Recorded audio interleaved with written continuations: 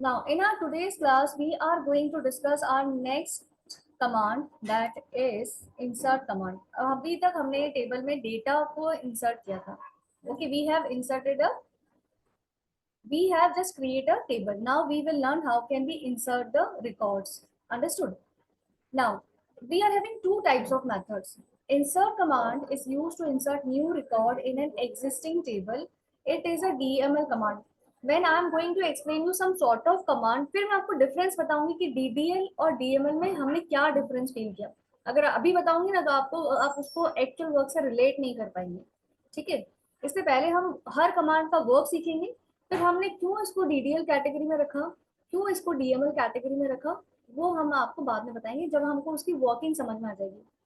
कई लोग पहले इनको एक्सप्लेन कर देते हैं. अब आपको तो नहीं पता कि क्रिएट इंसर्ट इतना डेप्थ में नहीं पता, तो आप उसको अपने माइंड में रिलेट नहीं कर पाओगे. ठीक है. So what I do, insert command हमारी डीएमएल कमांड है. अब आपका जो स्ट्रक्चर प्रिपेयर हुआ है उसमें जब हमको डेटा एंट्री करनी होती है, we will use a insert command. ठीक है.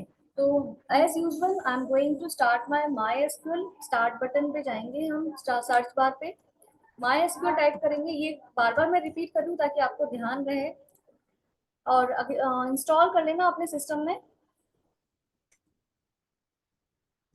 पासवर्ड डाल दिया मैंने रूट. इसकी फॉन्ट साइज हम इंक्रीज कर देते हैं.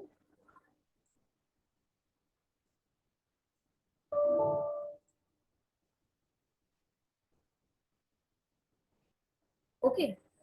अच्छा बताओ, हमने एक डेटाबेस बनाया था, SCH करके. ठीक है.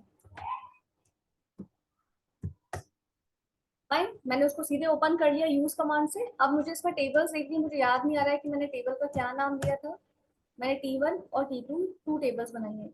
अब ये चेक करना हो कि हम अब कई बार ऐसा होता है ना कि T1 में हमने क्या क्या फीड लिए थे, किस ऑर्डर में लिए थे. क्योंकि जिस ऑर्डर में आप फीड लेंगे, in the same order you need to fill the entries. आप ऐसे नहीं कि suppose you have taken name first and you are giving the entry of roll number first. No, as according to your order of columns you will make your entries. Got it? So I want to see my table T1. तो मैंने class 10th में आपको बताया था we will use a command select star from T1. अब देखो, गलती से मैंने सेमी कॉलम की जगह कोट लगा दिया, तो इसने मेरी कमांड को पूरी तरह इंटरप्रेट नहीं किया, अभी एग्जीक्यूट नहीं होगी. ठीक है. इसको हमको री एग्जीक्यूट करना पड़ेगा. ये कह रहा है एम्प्टी सेट है, मतलब मैंने इसमें अभी तक कोई रिकॉर्ड्स नहीं डाले. बट अब मुझे याद ही नहीं आ रहा है कि इसमें मैंने कौन से फीड लिए थे.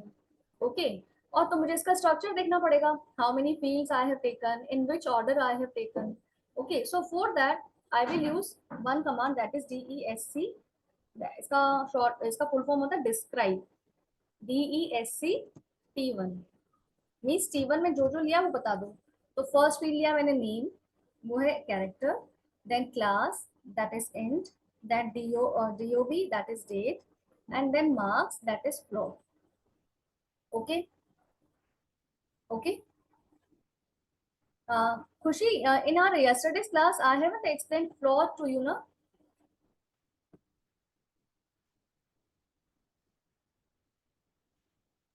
क्या मैम, आपने बताया था मार्क्स के साथ फ्लॉट लगता है. नहीं, ये मैंने यहाँ पे 5,2 का मतलब क्या है, इसका मतलब बताया था आपको? No ma'am. तो मतलब अभी बताऊंगी डेटा एंट्री के टाइम पे. ठीक है. तो अभी Okay. मैंने आपके सामने कमांड लिखी DESC T1. इसकी जगह आप पूरा वर्ड भी लिख सकते हो, DESCRI describe T1. Okay. Both are correct. ये दोनों चीजें क्यों बता रही हूँ, क्योंकि जब कभी MCQ में आपको कंफ्यूज करने के लिए A ऑप्शन, B ऑप्शन और C में आता है बोथ. ओके. तो हमें जितनी पॉसिबिलिटीज हैं ए कमांड को यूज करने की, वो हमें पता होनी चाहिए. हालांकि हार्डली फ्यू कमांड्स में ऐसे बहुत वेरिएशंस होते हैं कि आप टू यूज कर सकते हो. बाकी ऑलमोस्ट कमांड्स में हमारे पास सिंगल सिंगल कमांड ही होती है. अंडरस्टूड. सो कभी भी आपको टेबल का स्ट्रक्चर देखना हो, आपके टेबल में आपने कौन से कॉलम लिए, किस ऑर्डर में लिए, भूल गए, then you can use DESC command. Got it? Now my next task, I got it कि मैंने name, class, DOB and marks दिया. Now I am going to insert value. I am using my first method. For that I will use insert into T1. T1, what is T1? T1 is my table name. Then values, then opening, closing and semicolon. ठीक है, ये हमेशा कर दिया करो ताकि भूल से भी हम इसको भूलें नहीं. Then I'll come inside the bracket. Now you can see my first field is name. उसका टाइप क्या है? Char. तो जब भी कैरेक्टर वैल्यू होगी यहाँ पे डेट वैल्यू होगी, आप उसकी वैल्यूज को हमेशा कोट्स के अंदर लिखेंगे. आप चाहो तो सिंगल कोट्स ले सकते हो, आपको लगता है कि नहीं मैं डबल कोट्स यूज करना चाहती हूँ तो आप डबल कोट्स भी ले सकते हो, दोनों यूज कर सकते हैं. जनरली मैं सिंगल लेती हूँ. ऐसा नहीं करना कि एक सिंगल एक डबल, पेयर में या तो दोनों सिंगल होने चाहिए या दोनों डबल होने चाहिए. ठीक है. Now what is my name? My name is खुशी. Okay. Then comma. After each value, I will put the comma. What is my class? Khushi's class is 11. Fine. Then comma. What is DOB? Randomly I am just giving. अब DOB भी क्या है मेरा? Date है. उसकी value को भी मैं किस में लूंगी? कोट्स में. MySQL में whenever you are doing any date entry, so इसका एक particular fixed format होता है. हालांकि हम उसको चेंज कर सकते हैं, बट अभी हमें उसको डिफॉल्ट में ही डालना है. बाद में चेंज करने के लिए हमें कुछ फंक्शंस यूज करने पड़ते हैं, हालांकि आपके कोर्स में नहीं, बाद में डिस्कस करेंगे. अभी हमारा जो डिफॉल्ट पैटर्न है वो यूज करते हैं. ओके. सपोज मैंने डेट डाल दिया 2004. सबसे पहले ईयर आएगा, देन डैश, फिर मंथ आएगा. सपोज मैंने डाल दिया 05 डैश, फिर आएगी डेट, मैंने डाल दिया सपोज 12. ओके. तो सबसे पहले डेट पे क्या डालोगे? ईयर, फिर मंथ, फिर डेट. ओके. जनरली हमारी प्रैक्टिस क्या रहती है? पहले हम डेट लिखते हैं, फिर मंथ लिखते हैं और फिर ईयर लिखते हैं. ऐसे होता है. पर यहाँ पे आपको ध्यान देना है 2004 year, then month and then date.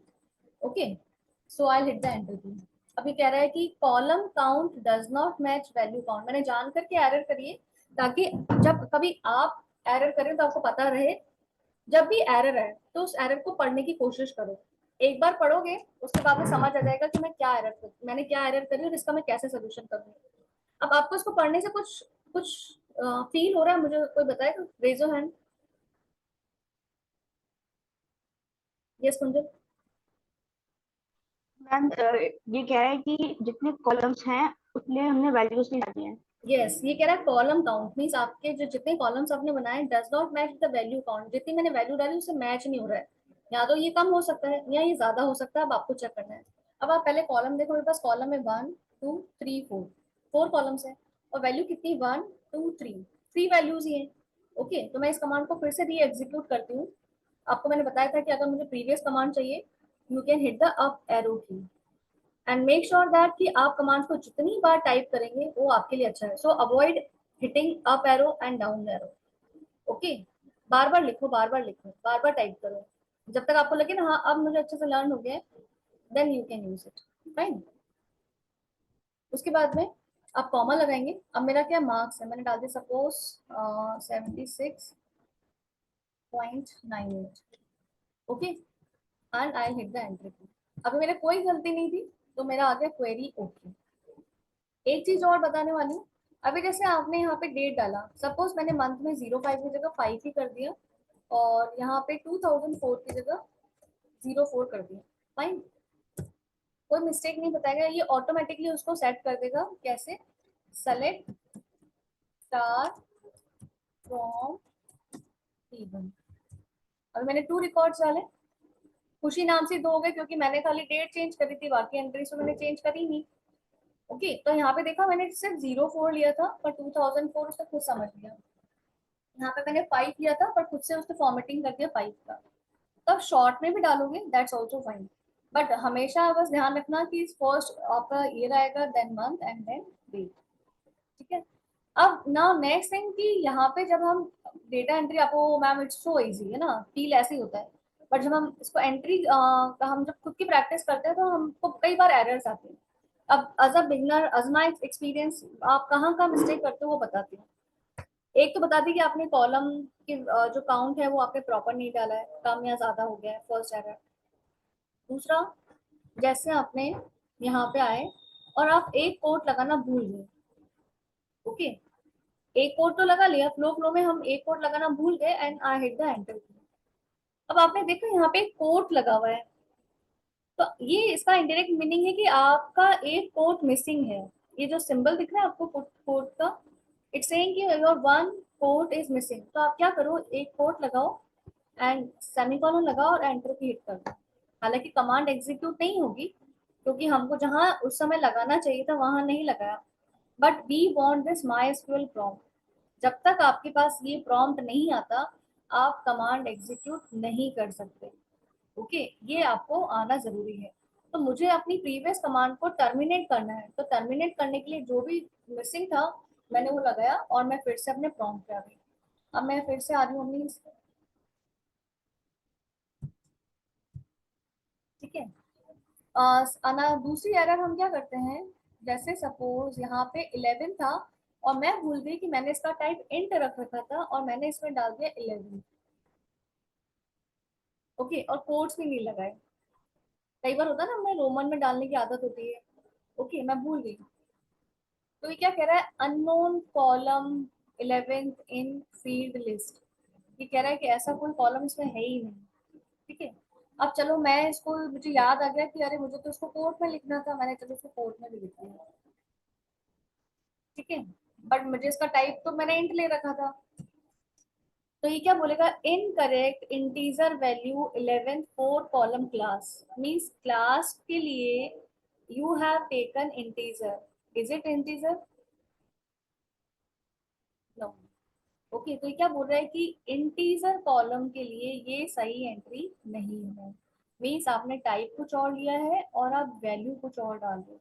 ठीक है, दूसरी बात, मैंने यहाँ पे जब मार्क्स की एंट्री करी तो मैंने कुछ ज्यादा ही मार्क्स डाल दिए यहाँ पे। ठीक है, गलती से हिट हो गया, मैंने एंटर की हिट कर दी। तो ये क्या, अच्छा पहले उस वाली कमांड को सही करूँ।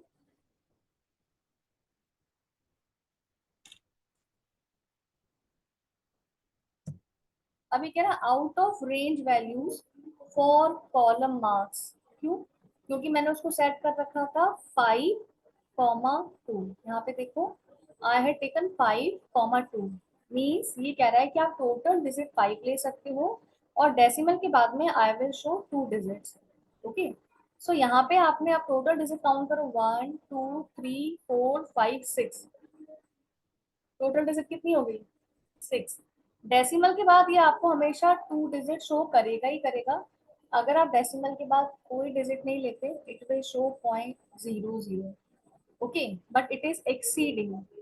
ओके, एक और मिस्टेक क्या करते हैं बच्चे, आप कोई बच्चे क्या सोचता है, ये लो हमने तो ये हटा दिया। ठीक है, उन्होंने ये वैल्यू डाल दी कि 1 2 3 4 5, 5 हो गई, हमने 5 ही तो लिया था, फिर भी आउट ऑफ रेंज वैल्यू आ रही है। क्यों? क्योंकि मैंने आपको कहा था कि चाहे आप डिजिट्स कोई भी लो पर पॉइंट के बाद वो 2 डिजिट्स हमेशा लेगा। नहीं है तो खुद से 0 0 लगाएगा। मीन्स 2 तो काउंटेड है ही है, चाहे आप लगाओ चाहे आप ना लगाओ। तो वो 2 मिला के 3 4 5 6 7 डिजिट होगी। ओके, तो आप रूल्स वायलेट नहीं कर सकते हैं। तो आपके लिए करेक्ट डिजिट क्या होगी कि डेसिमल के बाद पहले आप भले ही 100 में से 100 मार्क्स आए जैसे। ठीक है, मैंने कोई डेसिमल नहीं लगाया, लगाना चाहो गॉट इट, देन क्वेरी होगी रिजल्ट इज देयर। तो जो नंबर ऑफ डिजिट्स है दैट इज 5, तो उसमें दोनों पार्ट इंक्लूड होंगे, before decimal and after decimal. So 1 2 3 4 5। So before decimal it can be less. अगर आफ्टर डेसिमल आप बोलो कि मैम आफ्टर डेसिमल अगर मेरे पास ज्यादा वैल्यू होगी तो, सपोज मैंने कुछ ऐसा डाल दिया, तो after decimal doesn't if make any sense. वो ऑटोमेटिकली 2 डिजिट्स रखेगा और बाकी की ट्रंकेट कर देगा, एरर नहीं बताएगा। क्योंकि आफ्टर डेसिमल अगर मैं कोई डिजिट हटाती हूँ तो इससे एक्चुअल नंबर पे कोई डिफरेंस नहीं आता है, आता है क्या? पर अगर बिफोर डेसिमल में एक 0 हटा दूं तो 100 क्या हो जाएगा, 10 हो जाएगा। गड़बड़ हो जाएगी ना। Got it?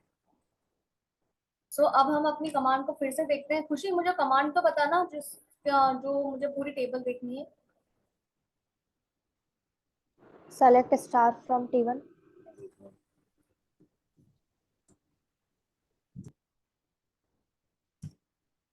ठीक है, ओ माय गॉड, 4 रिकॉर्ड खुशी के हो गए, कुंजल का एक भी नहीं हुआ। कुंजल नाराज तो नहीं हो गई? ठीक है, ये सारी वो एरर्स थी जो मैंने आपको क्लियर करी कि आप जब बिगिनिंग में ये सब प्रैक्टिस करते हो तो आप क्या क्या एरर फेस कर सकते हो। तो अब अगर आप बाई चांस कोई एरर फेस करते हो आप, तो आपको पता पड़ जाएगा कि हमने कुछ मिसिंग किया है, कोई कॉमा नहीं लगाया। ओके, तो आपसे अगर वो आपको कोई सिंबल दिखा रहा है तो आप समझ जाओ कि वो सिंबल आपने मिस किया है। ठीक है, अब मैं अभी अपनी मीटिंग एंड कर रही हूँ क्योंकि 10 मिनट के बाद में ये अपने आप एंड हो जाएगा। आप मुझसे रिकनेक्ट हुई है। ओके, क्योंकि मुझे मीटिंग टर्मिनेशन का सिग्नल दे रहा है। Okay, so reconnect with this meeting again. Fine.